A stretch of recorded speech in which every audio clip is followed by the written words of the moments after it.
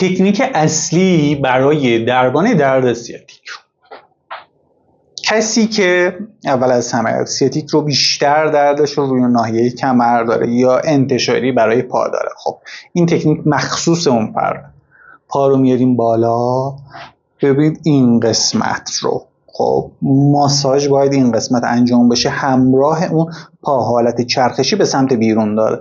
پا که داره به سمت بیرون میچرخه، این قسمت روی باسن چون عضله سرینی مقدار کنار میاد و پرفورمنس راحت تر به دست میاد به خاطر کار انقباضی که داره انجام میده اونجا. این حالت کششی براشه. وقتی کشش میاد با فشار میتونی این نقطه رو کامل کار کنی.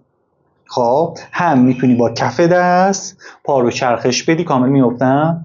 خب هم بتونی چرخش بدی پا رو، هم با یه دسته روی عضله باسن و پرفورمنس فشار بیاری.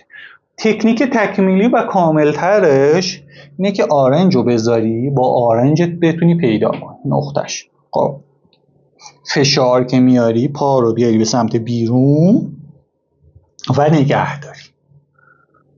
اوکی.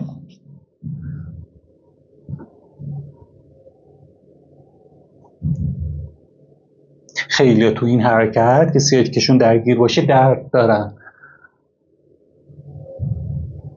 میتونی نگه داری، چرخش رو انجام بدی و این قسمت یه مقدار با سر آرنجتون حالت چرخشی ماساژ بدین و فشار بیارین. نقطهش رو میتونید زیر دستتون پیدا کنید، دستتون رو جا به جا کنید.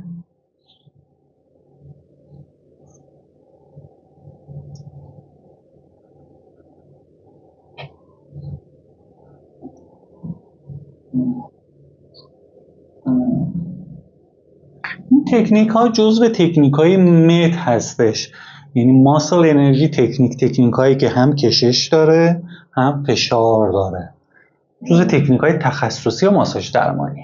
این رو انجام بدین خیلی کمک میکنه به درمان درد.